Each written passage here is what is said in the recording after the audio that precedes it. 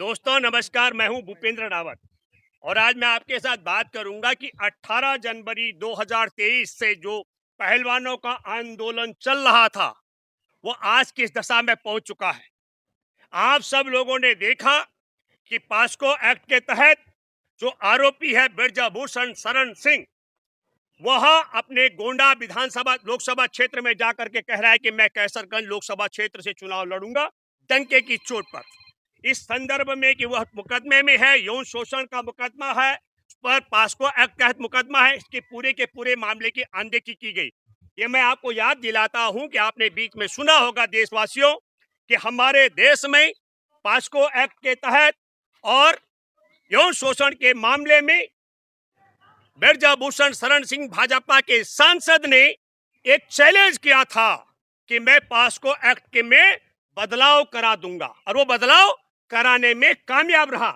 कानूनी तौर पर क्या है, धारा 27 के तहत ये प्रावधान है कि जब कोई नाबालिग बेटी यौन शोषण की शिकार बने इस देश के अंदर और वह किसी वयस्क अपने जो 18 साल या उससे बड़ी उम्र का व्यक्ति हो उसके पास जाके अपनी शिकायत कर दे और वह मदद ना करे, तो ऐसी स्थिति में उसे 6 महीने की सजा भुगतनी पड़ती है।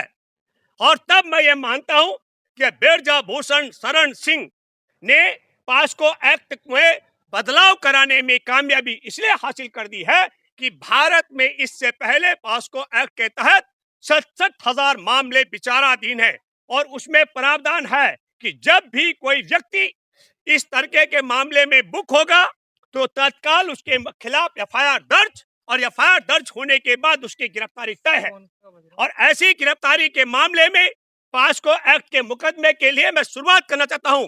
कनॉट प्लेस थाने के उन पुलिसकर्मियों को 6 महीने की सजा होनी थी जिन पुलिसकर्मियों को कानून ये कहता है जिन्होंने पीड़िता की शिकायत लिखने के बाद शिकायत को एफआईआर में तब्दील नहीं किया। सुप्रीम कोर्ट के आदेश के बाद 28 अप्रैल को एफआईआर दर्ज हुई, जबकि लिखित शिकायत कनॉट प्लेस थाने में 21 अप्रैल को दी गई थी।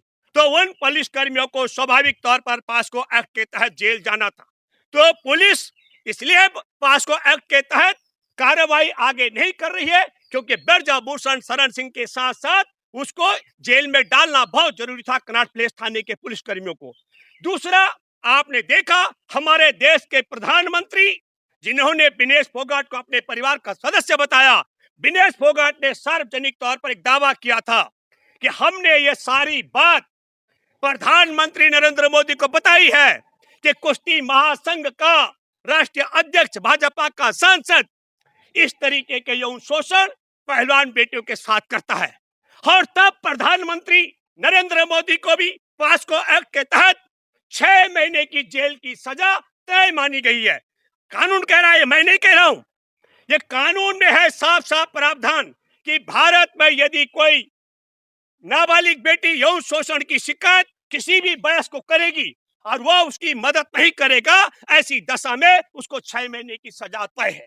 तो प्रधानमंत्री नरेंद्र मोदी को जेल जाने से बचाने के लिए ब्रजभूषण शरण सिंह जो चाहता है भाजपा के सांसद प्रधानमंत्री और अमित शाह का गृह मंत्री का उसको जेल जाने से बचाने के लिए और कनॉट प्लेस थाने के उन पुलिसकर्मियों को जेल जाने से बचाने के लिए पास्को एक्ट में स्वाभाविक तौर पर तब्दीली कर दी गई है। एफआईआर दर्ज करने के लिए सुप्रीम कोर्ट का दरवाजा खटखटाना पड़ा और एफआईआर दर्ज होने के बाद ब्रजभूषण शरण सिंह को कनॉट प्लेस के उन आरोपी पुलिसकर्मियों को जिन्होंने मुकदमा दर्ज नहीं होने दिया और इस मामले को पहले सुन चुके देश के प्रधानमंत्री को 6 महीने की जेल होनी उससे बचाने का षड्यंत्र है।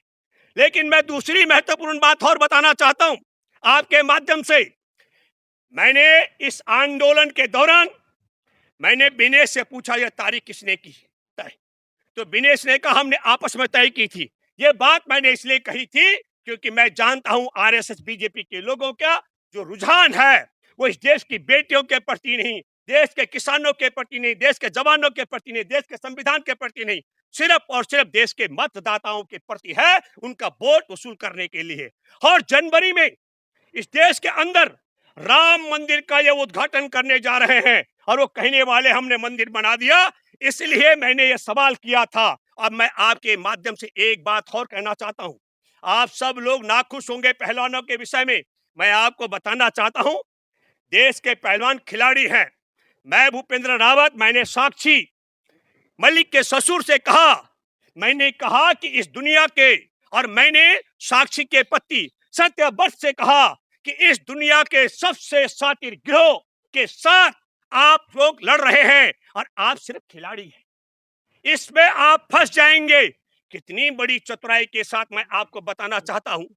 पहलवानों ने कहा कि किसी भी कीमत पर 15 तारीख तक चालान चार्जशीट जमा हो जानी चाहिए। और हमारे देश के खेल मंत्री ने, अनुराग ठाकुर ने दावा किया कि 15 तारीख तक चार्जशीट जमा कर दी जाएगी। इसका मतलब है कि 18 जनवरी से लेकर और ये 15 जून तक इस मामले पर कब कब क्या क्या करना है, ये जांच अधिकारी नहीं बल्कि खेल मंत्री तय कर रहा है। नरेंद्र मोदी की सरकार में बैठे मंत्री तय कर रहे हैं कि यौन शोषण पीड़ित नाबालिग और बालिग बेटियों के मामले में क्या क्या करना है। और दूसरी बात, अगर ये सब कर रहे हैं तो मैं ये मानता हूं कि ये जांच टीम के नाम पर, मैं ये कहता हूं हमारे देश में ये संविधान के नाम पर, पुलिस व्यवस्था के नाम पर बहुत बड़ा कलंक है, बहुत बड़ा दाग है। कैसे खेल मंत्री तय कर सकता है? किसने अधिकार दिया खेल मंत्री को कि वह बताएगा कि जांच अधिकारी किस तारीख को, कब तक इस चालान को सबमिट करेंगे? और दूसरा जिक्र किया जा रहा है, दूसरी मांग, पहलवानों ने ठीक कहा, पहलवानों को जानकारी नहीं, उन्होंने कहा कि किसी भी कीमत पर बिरजाभूषण शरण सिंह के परिवार के लोग कुश्ती महासंघ के पदाधिकारी नहीं चुने जाने चाहिए। और खेल मंत्री ने कह दिया कि हाँ, मैं इस बात के लिए तैयार हूं। मैं बिल्कुल, हम बिरजाभूषण शरण सिंह और उसके गुर्गों को किसी भी कीमत पर, मैं भूपेंद्र रावत और मेरे जैसे तमाम देश के किसान आंदोलन के सामाजिक संगठन के लोग नहीं चाहते हैं कि ऐसा नालायक और ऐसे नालायक व्यक्ति के गुर्गे हमारे देश में कुश्ती महासंघ के किसी हिस्से का पदाधिकारी बने। लेकिन कानूनी तौर पर मैं बात कर रहा हूं, कानूनी तौर पर यह कि जो फेडरेशन में वोट डालने का हक है, या तो अनुराग ठाकुर को, अमित शाह, नरेंद्र मोदी को सार्वजनिक करना चाहिए कि वह कौन से तौर तरीके हैं। देश जानना चाहता है, 140 करोड़ आबादी, कि तुमने बिरजाभूषण शरण सिंह और उसके परिवार को, उसके चाहने वाले जो पहले से ही कुश्ती महासंघ में अलग अलग चुने गए हैं, उनको चुनाव से बाहर रखने की कौन सी प्रक्रिया अपनाई है? क्योंकि कुश्ती महासंघ स्वतंत्र बोर्ड इकाई है, और जब अगर वो स्वतंत्र नहीं है तो फिर अनुराग ठाकुर को, अमित शाह, नरेंद्र मोदी को बताना चाहिए, जब देश की बेटियां 18 जनवरी को आ गई थी तो हे नालायकों, तुमने 18 जनवरी को तत्काल क्यों नहीं मुकदमा दर्ज करवाया यौन शोषण का और पास्को के तहत, और क्यों गिरफ्तार नहीं कराया, और क्यों उसको बिरजाभूषण शरण सिंह को कुश्ती महासंघ के पद से हटाया? कुश्ती महासंघ के पद से स्वाभाविक तौर पर जब बिरजाभूषण का कार्यकाल पूरा हो गया तब हटाया गया। मैं इसलिए कहना चाह रहा हूं, तीसरी मांग कही गई है कि तत्काल आप चुनाव कराइए। इसके लिए तो विश्व कुश्ती संघ का एक नोटिस भारत में आ चुका है।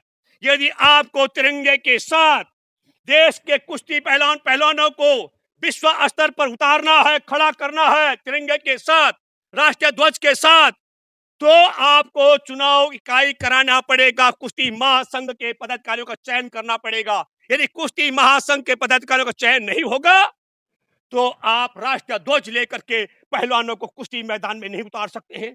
ये इसमें भी पहलवानों को लग रहा है हमारी मांग मानी गई है।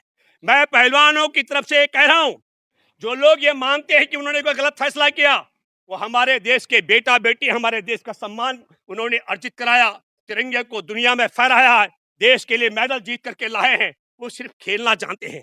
ये शातिर गिरोह की बात कर रहा हूं। हमारे देश में कुश्ती महासंघ का चुनाव कराना इसलिए जरूरी है ताकि तिरंगा लेकर देश की टीम विश्व में हमारे पहलवान मैदान में उतर के हर कुश्ती मैदान में भाग ले सके।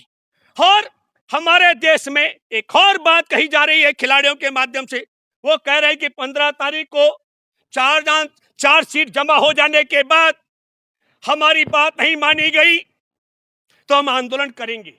मैं आपके माध्यम से कहना चाहता हूं, जैसे ही चार्जशीट अदालत में सबमिट कर दी जाएगी, तत्काल पुलिस के जांच अधिकारी और सरकार कहेगी हमारे हाथ कट गए हैं।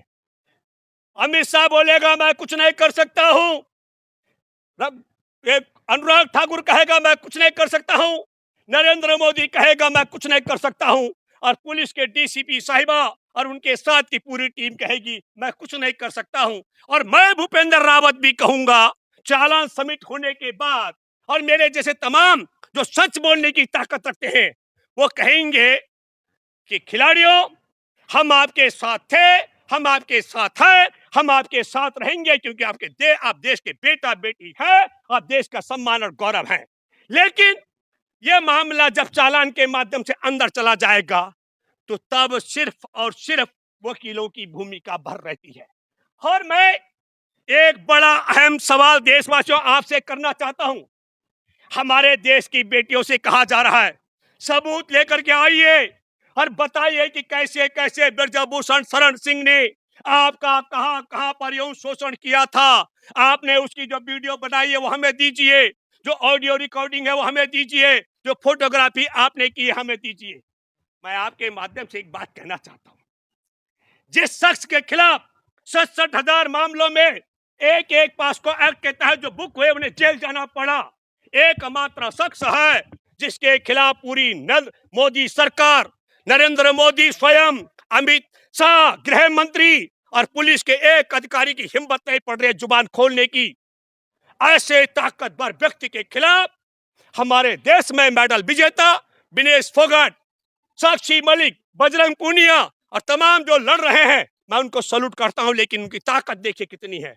न केवल इस शख्स की धमकी से नरेंद्र मोदी और अमित शाह की बोलती बंद है, न केवल इसकी धमकी से एक शब्द भी संघ प्रमुख नहीं कह पा रहा है कि हिंदुओं की बेटी का यह यौन शोषण करने वाले के खिलाफ एक्शन लो, बल्कि पास्को एक्ट के तहत जिस नाबालिग बेटी की 161 के तहत पुलिस के सामने और 164 के सीआरपी के तहत कोर्ट के अंदर सुप्रीम कोर्ट में यह बयान है कि हाँ मेरा यौन शोषण हुआ, उसके पिता का वीडियो भी आप सबने सुना और सुनना चाहिए। उन्होंने कहा है कि मैं अकेला हूं मेरे परिवार में, अगर मेरी जान को कुछ हो गया तो मेरे परिवार का क्या होगा। मेरा पूरा का पूरा परिवार एक तरीके से डिप्रेशन की ओर चला गया है। क्यों? क्योंकि उसके ताऊ ने सार्वजनिक तौर पर बयान दे करके उस बेटी का नाम सार्वजनिक किया। होना यह चाहिए। न्याय संगत बात यह है, पास्को एक्ट के तहत मुकदमा दर्ज हुआ है।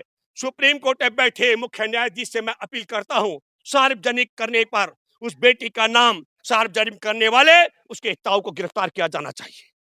उस बेटी के मुकदमे को बदली कराने के लिए दबाव पास्को एक्ट कहता है कि किसी भी कीमत पर आदमी उसको आरोपी को गिरफ्तार किया जाना चाहिए। छुट्टा सांड की तरह घूम रहा है ब्रजभूषण शरण सिंह, इसलिए उसने पूरे परिवार को डरा करके बयान बदली करा है। ब्रजभूषण को जेल में डाला जाना चाहिए। और फिर मैं आप सब लोगों से अपील करता हूं, हमारे देश के खिलाड़ियों से मेरी खुद बात हुई थी। सत्यवान जी को मैंने कहा था हो सकता है कि मिसकम्युनिकेशन हो गया। मैंने ये भी कहा था कि इनके साथ बात करने से पहले 1000 बार सोचना पड़ेगा। सत्यवान जी ने कहा बात करने वाली टीम जा चुकी है, उसके बाद मैं कुछ नहीं बोल सकता था। लेकिन मैं आप सब लोगों के माध्यम से कहना चाहता हूं, ये बहुत बड़ा खेला कर दिया गया है हमारे देश के इतने बड़े आंदोलन को। और मैं लास्ट अपनी बात करता हूं देशवासियों, मैं भूपेंद्र रावत हूं। मैंने शुरुआत में कहा था कि सुप्रीम कोर्ट के आदेश के बाद एफआईआर तो दर्ज होगी, देखना रोचक होगा गिरफ्तारी होती है कि नहीं। और मैंने इसलिए कहा था क्योंकि मैं जानता हूं हमारे देश में ब्रजभूषण शरण सिंह की मुट्ठी में ये रंगा बिल्ला ऐसे कैद हैं जैसे राक्षसों का पूरा जीवन एक राक्षस था ताकतवर, एक तोता के पेड़ के ऊपर बैठा था, जिस प्रकार उसका पूरा जीवन तोता के अंदर था, ऐसे ही रंगा बिल्ला के रूप में नरेंद्र मोदी और अमित शाह की पूरी ताकत, खास करके राम मंदिर के निर्माण के दौरान जो कार सेवकों की बोगी, मैं फिर कहना चाहता हूं गोधरा में जो कार सेवकों को जिंदा जलाया गया था, उसकी भूमिका किस किस ने निभाई थी, नरेंद्र मोदी और अमित शाह का रोल क्या था, ये बात ब्रजभूषण शरण सिंह जानता है। इसलिए इनकी ताकत से जेल भेजने की नहीं है। और लास्ट बात यह है, हमारे देश के अंदर देश की बेटियों की क्षमता इनके लिए शून्य के बराबर है, क्योंकि ये भी जानते हैं कि बेटियों के आंदोलन से हमारा वोट खराब नहीं होता है। वह कर्नाटक में भी इनका परसेंटेज कम नहीं हुआ और उत्तर प्रदेश में। इसलिए मैं लास्ट कहना चाहता हूं, बेटियों के सम्मान में देश मैदान में है, तो आपको इनके खिलाफ एकजुट होकर के मतदान में भी भूमिका निभानी पड़ेगी। अब तो देखना रोचक होगा कि चालान में क्या होता है, और ब्रजभूषण शरण सिंह शायद ये उसको जिस तरह से बचाने में मुझे लगता है कामयाब रहने वाले हैं। शायद ही ब्रजभूषण शरण सिंह को जेल की चौखट तक जाना पड़े। धन्यवाद।